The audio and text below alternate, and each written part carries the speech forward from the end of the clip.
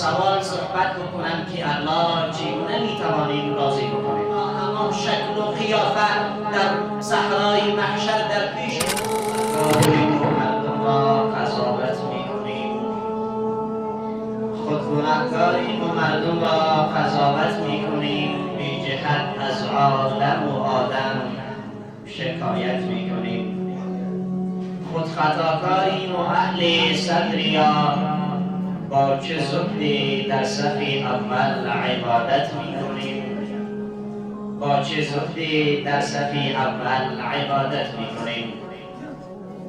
حمدا كثيرا طيبا مباركا فيه. اما بعد فاعوذ بالله من الشيطان الرجيم. بسم الله الرحمن الرحيم. ومن الناس من يشري نفسه ابتغاء مرضات الله والله رؤوف بالعباد. صدق الله العظيم. وقال النبي صلى الله عليه وسلم: رضا ربي في رضا الوالد وسخط ربي في سخط الوالد، او كما قال عليه الصلاه والسلام. به نام خداوند رحیم و رحمانی که وصفش در واژه ها نمی گنجد و آن رحیمی که بخشاینده گناهان و قبول کننده توبه هاست و آن رحیمی که مالک یوم الدین و ذات لا شریک له فی الملک و الامر هست. درود و صلات و سلام بر روح و روانی ابرمرد تاریخ، شخصیتی اعلی مقام، محمد امین، رسول نازنین صلی الله علیه و سلم. ای باد اگر به گلشن احباب بگذری، ای باد اگر به گلشن احباب بگذری، سلها ارزدی بر یاران پیامی ما هما سلامی ماست. سلام و درودتان باد.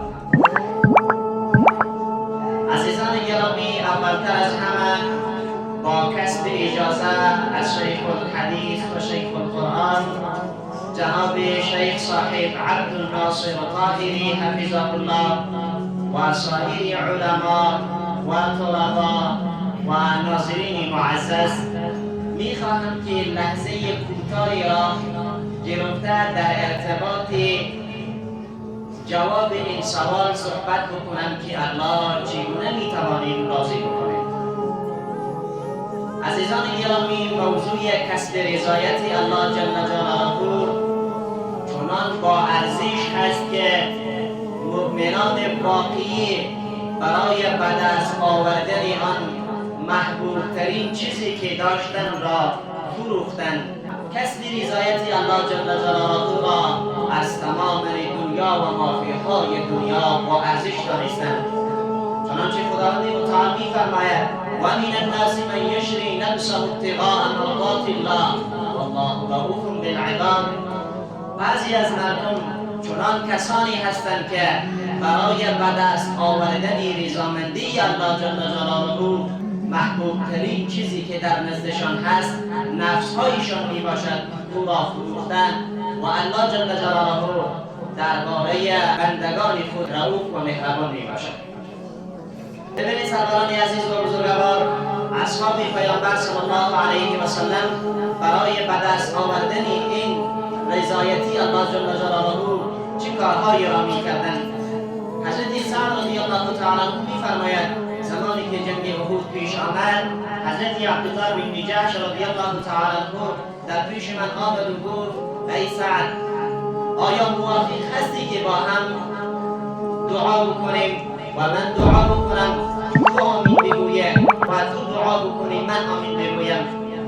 سعد میگوید من برایش گفتم که بله، بیا با هم دعا بکنیم. هر دو در کنار رفتیم و بعد از آن اول من دستان خود را بلند کردم و گفتم: پروردگارا، فردا در مقابل من در میدان کاروزار شخصی نیرومند و قدرتمند را قرار بده که من با او بجنگم و او با من بجنگد و سپس من او را به درک واصل بکنم و سپس شخص دوم را در مقابل من قرار بده، من با او بجنگم و او با من بجنگد و سپس او را نیز به درک واصل بکنم. هر چیزی که دارد را به غنیمت ببرم. حضرت عبدالله بن نجاش گفت آمین. و بعد از آن حضرت عبدالله بن نجاش دستان خود را بلند کرد و چنین دعا کرد: پروردگارا، فردا در میدان کارگزار شخص نیرومند و قدرتمند را در مقابل من قرار بده که من با او بجنگم و او با من بجنگد و سپس من او را به قتل برسانم. شخص دومی را نیز در مقابل من قرار بده که من با او بجنگم و او با من بجنگد و سپس نیز او را به قتل برسانم. شخص سومی را در مقابل من قرار بده که من با او بجنگم و او با من بجنگد و سپس من را به قتل برساند و گوش و بینیم را ببرد و من با همان شکل و قیافه در صحرای محشر در پیش تو حاضر شوم. تو بگویی که ای عبدالله چه شده به سر و صورتت؟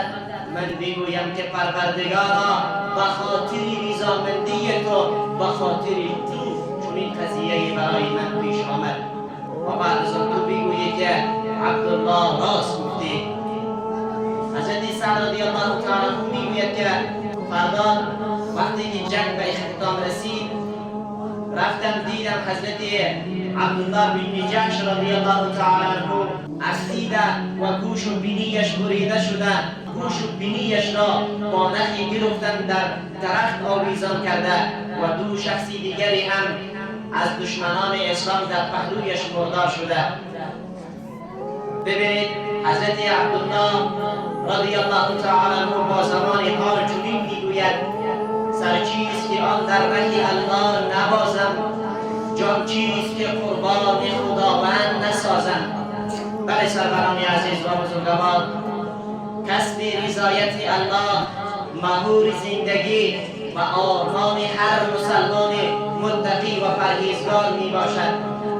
پس باید من و شما هر کاری را که می کنیم، هر چیزی که انجام می دهیم، شعاری ما همین باشد که ای الله تو از ما راضی باشی.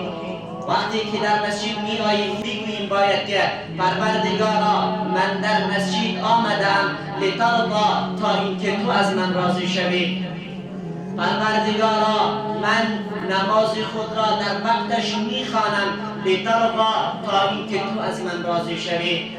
پروردگارا من زکات مال خود را می پردازم لترضا تا اینکه تو از من راضی شوی. باید بگوییم که پروردگارا من خدمت پدر و مادر خود را انجام می دهم لترضا تا اینکه تو از من راضی شوی. و باید بگوییم که من حق مسلمان را زیر پا نمی کنم لترضا تا اینکه تو از من راضی شوی. یعنی باید همیشه شعاری ما همین باشد. وقتی که به دنبال رضایت پروردگار 18,000 عالمیان گام برداشتیم و سپس از اخبار شیطان محفوظ میمانیم، شیطان به اثر سجده نکردن به حضرت آدم علیه السلام از درگاه رب العزت والجلال رانده شد، اعلام کرد و گفت: قال فبعزتك لأغوینهم اجمعین. ای الله، قسم به ذات و به بزرگی تو که تمام بندگان تو را گمراه می کنم، تمام آنها را پایشان را از راه دین می لغزانم، الا عبادك منهم المخلصین، مگر آنانی که کار خود را به خاطر رضایت تو انجام می دهد، آنها را با همه وسوسه ها و دسایسی که دارند نمی توانند که از راه دین منحرف بکنند. چه لذت بخش باشد بهر ما این زندگی آن دم، چه لذت بخش باشد بهر ما این زندگی آن دم که خالق راضی و ما شاد و شیطان سرنگون باشد. پس همینجا سخنان را به اختتام برسانیم. الله جل جلاله آنچه که گفتیم و شنیدیم برای همه ما و شما توفیق عمل نصیب فرماید.